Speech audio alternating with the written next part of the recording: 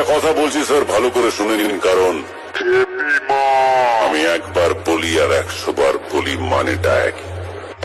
মুখ সামলে কথা বল, নইলে ঘাড় ধরে লকাপে ঢুকিয়ে দেবো। এমন কোন মায়ের লাল জন্মায়নি যে হার ধরতে পারে। তুই কিন্তু একটা ঝামেলার সৃষ্টি করতে চলেছিস। ভালো চাষ তো সরে যা, নাহলে পিটিয়ে